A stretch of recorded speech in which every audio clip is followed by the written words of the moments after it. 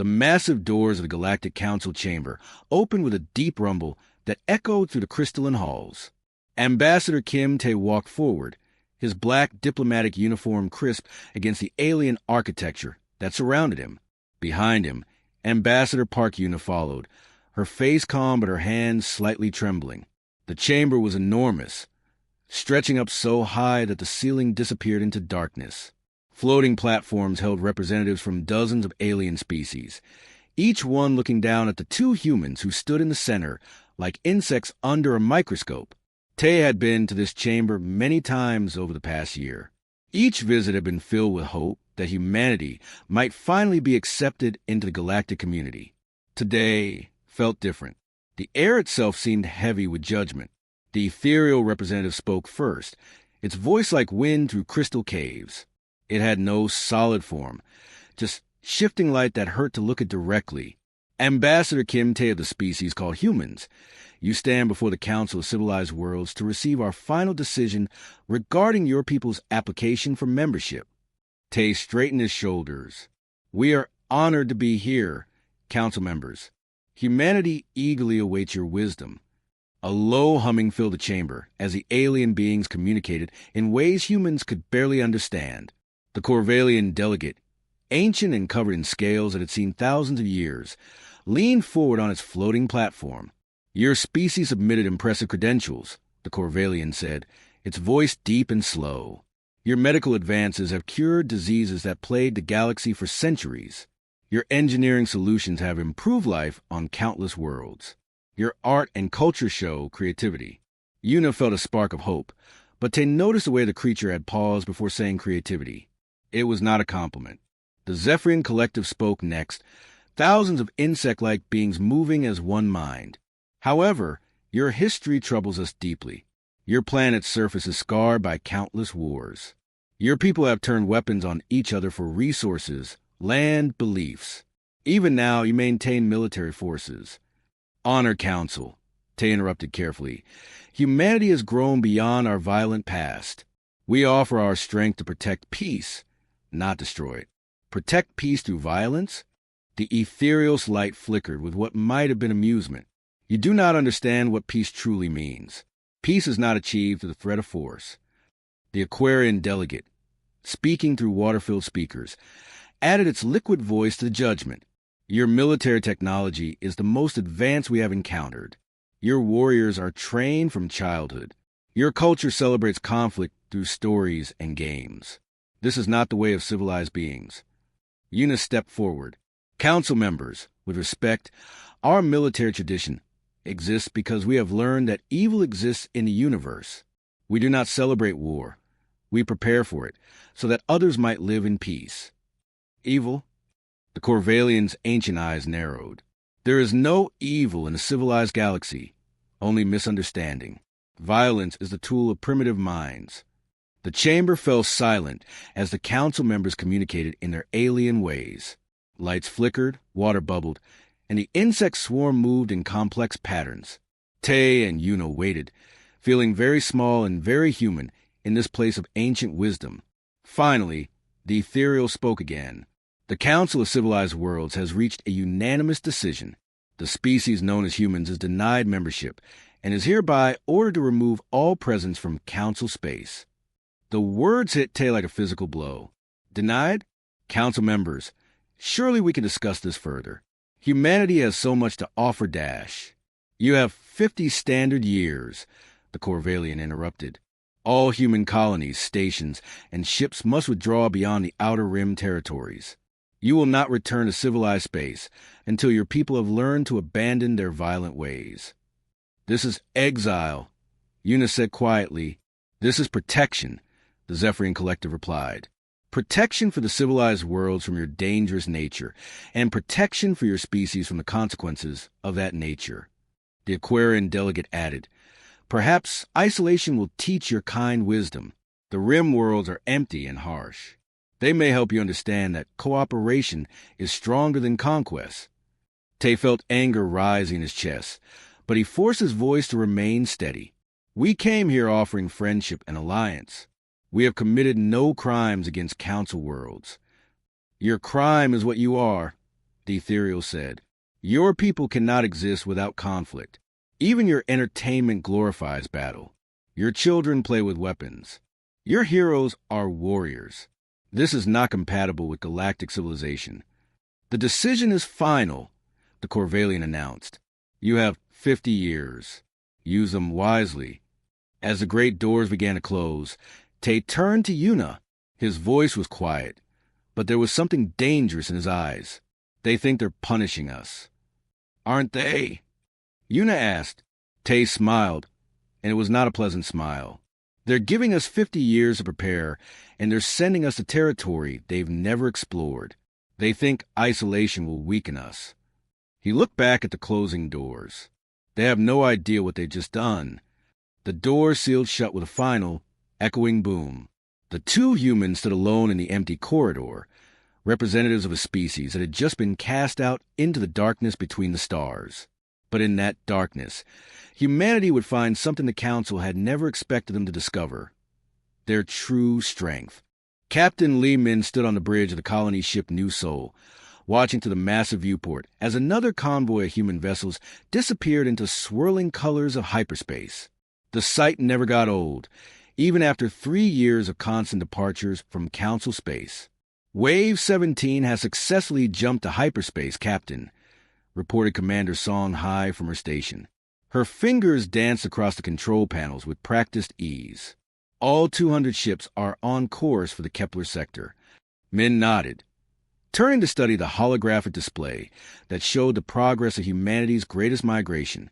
Millions of people had already made the journey to the galaxy's edge, beyond the reach of Council law and Council judgment. What had started as exile was becoming something else entirely. Dr. Choi, what's the latest report from the advanced colonies?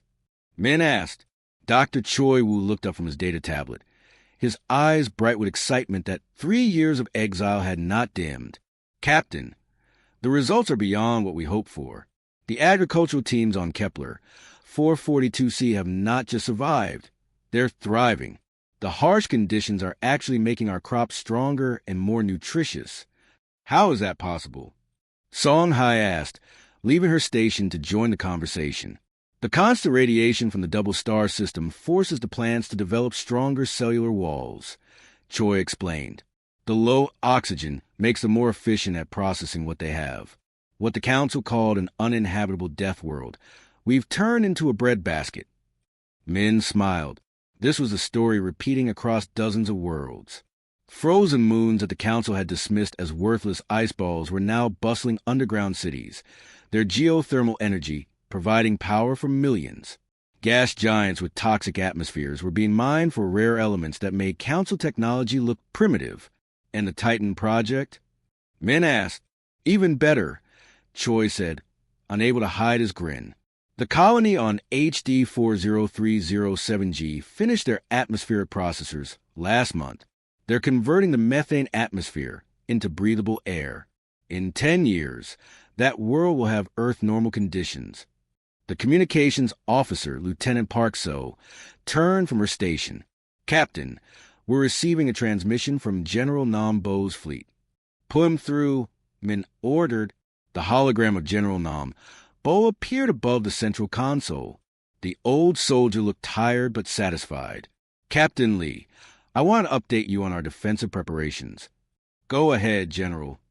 We've established military bases in 47 systems along the rim. Bo reported. The Council thought our dangerous military traditions were a weakness. They're proving to be our greatest strength out here.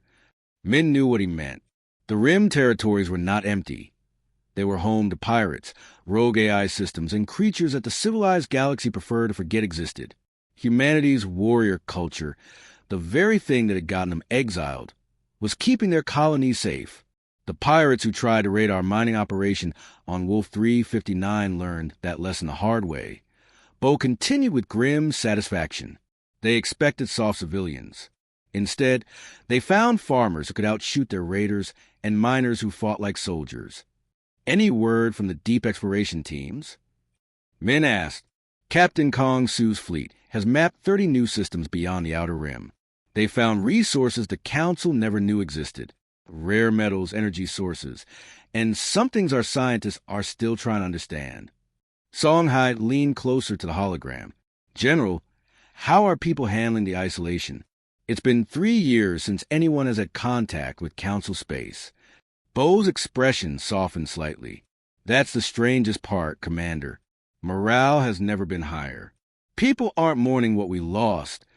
They're excited about what we're building. Children who were born during the Exodus don't even remember the core worlds. This is home to them. The psychology reports support that. Choi added, humans adapt quickly to new environments, but we also thrive when we have a common purpose.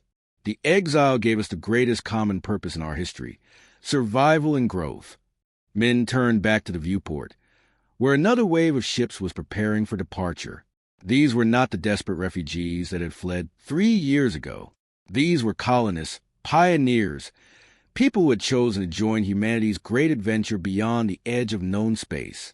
Lieutenant Park sent a message to Earth Command.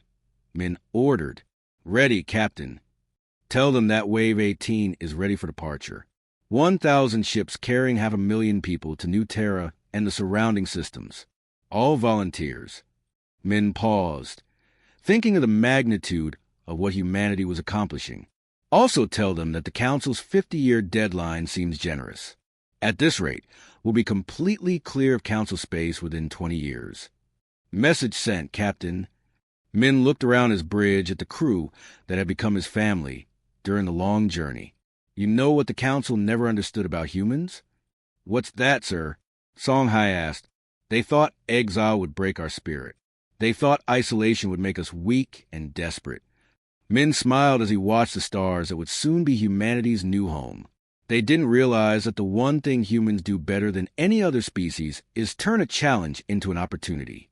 Outside the viewport, the last ships of Wave 17 vanished into hyperspace, carrying humanity toward a destiny the Council could never have imagined.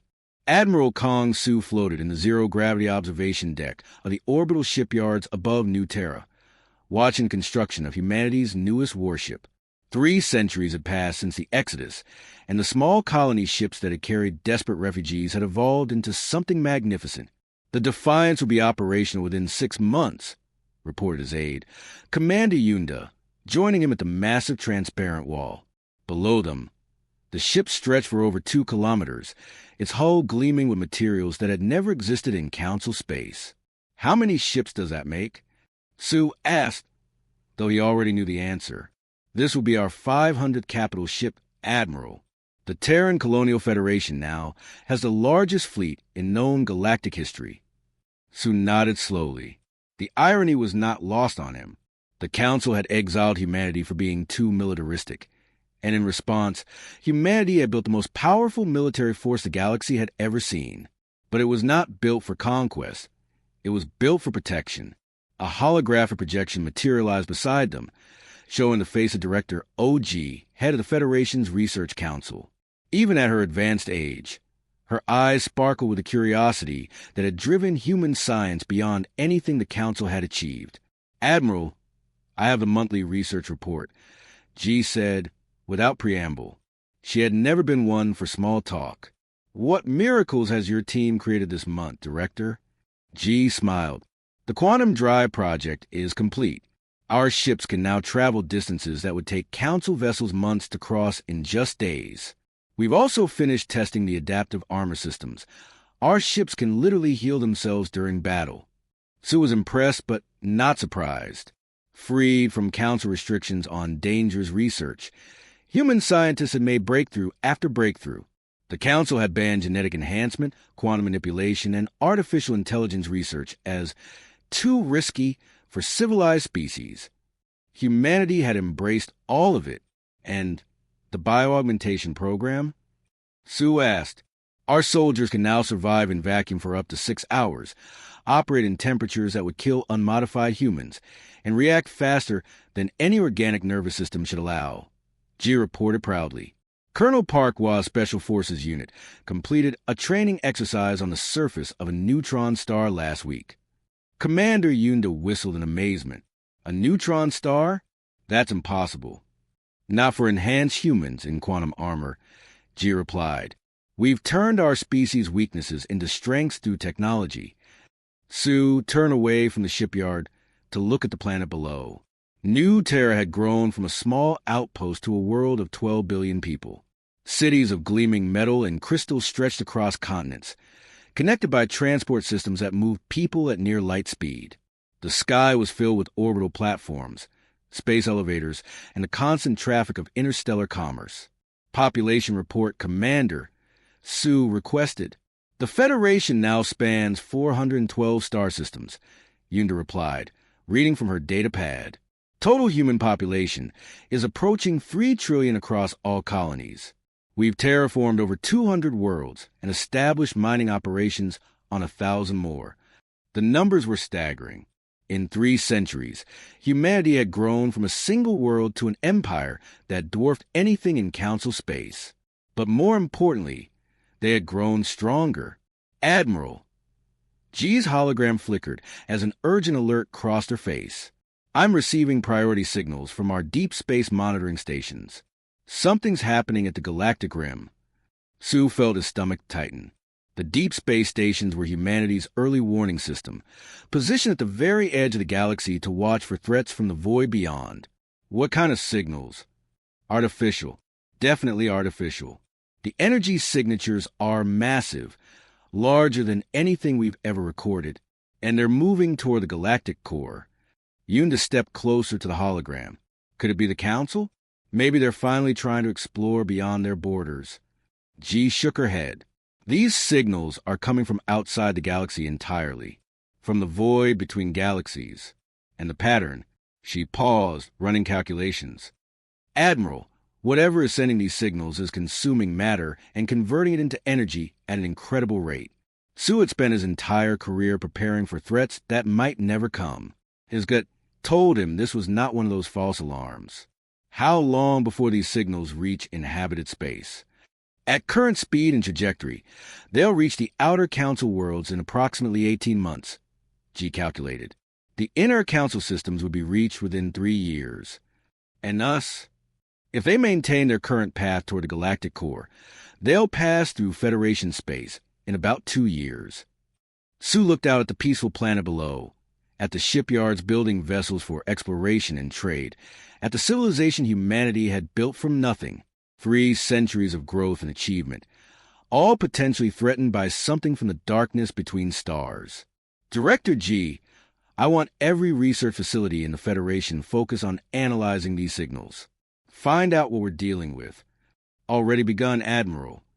Commander Yunda, send orders to all fleet commands. Begin combat readiness drills immediately. Sir, should we contact the Council? Warn them. Sue considered this carefully. The Council had cast humanity into exile, but they were still sentient beings. If something was coming from outside the galaxy, it would likely see no difference between Council species and humans. Not yet, he decided. Let's learn more about this threat first. If it's truly dangerous, we may need to make a choice about whether to save the people who cast us out. As alerts began sounding throughout the Federation's military network, Sue realized that humanity's greatest test was approaching. They had survived exile and built an empire. Now they would discover what that empire was truly capable of. President Lim AE stood in the secure communication chamber deep beneath New Terra's Capitol building, staring at the desperate face of the ethereal ambassador on the quantum transmission screen. The same being of shifting light that had pronounced humanity's exile 3 centuries ago was now begging for help. President Lim, 6 Council worlds have already fallen to the Devourers, the ethereal pleaded, its voice crackling through the long-distance transmission. Corval Prime is under siege. The Zephyrian home colonies are evacuating. Our combined fleets cannot stop these machines. General Shin Ho, now in his 70s but still sharp as a blade, stepped forward.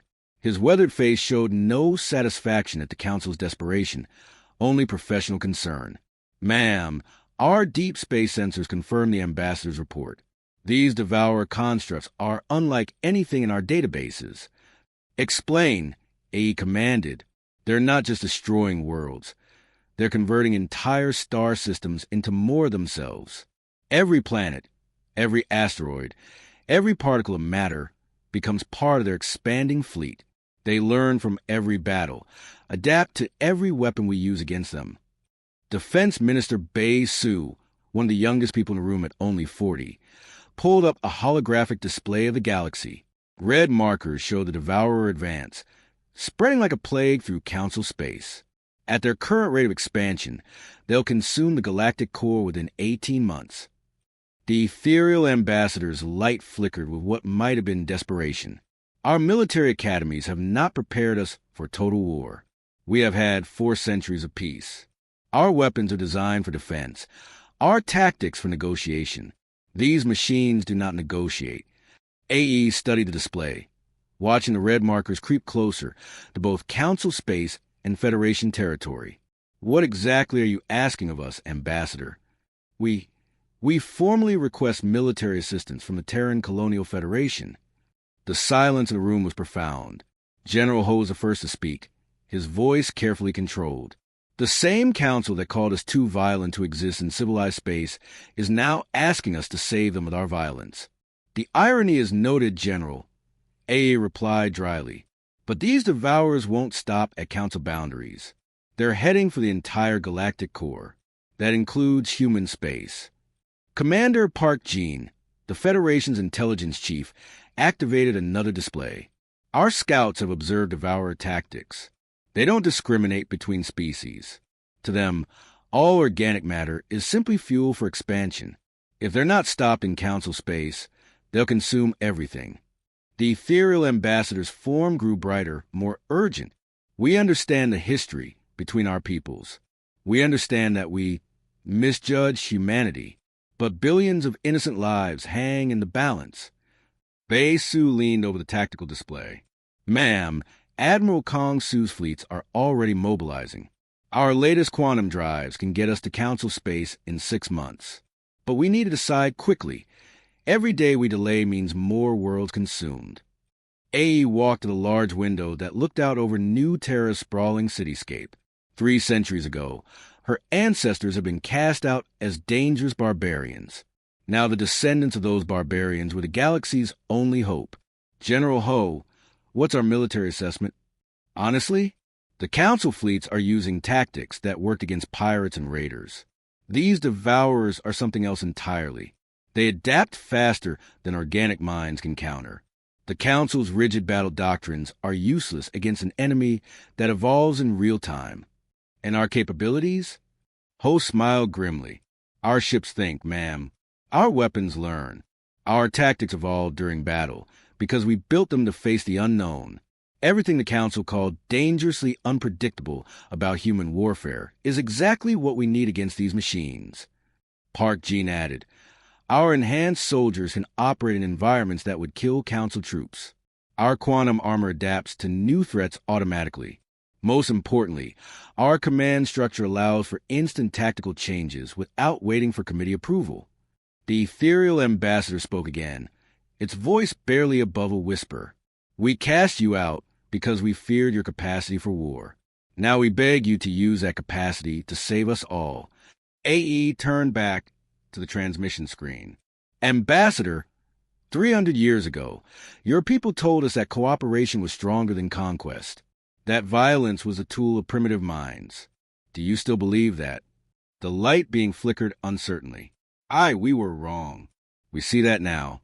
Your people fight not for conquest, but for protection. We confuse strength with cruelty, preparation with aggression. General Ho, AE said quietly, what does humanity do when innocent lives are threatened? We protect them, ma'am, even if they've wronged us, even if they hate us. It's what makes us human. AE nodded slowly. Ambassador, the Terran Colonial Federation accepts your request for military assistance. Our fleets will depart for Council space immediately. Thank you, the ethereal breathed. Thank you. Don't thank us yet. AE warned. We're going to save your people, but we're going to do it our way. That means human commanders will lead joint operations. It means accepting human tactical doctrine. It means trusting the barbarians you exiled. We understand. As the transmission ended, AE looked around the room at her advisors. Gentlemen, we're going to war. Not for conquest, not for revenge, but because it's the right thing to do.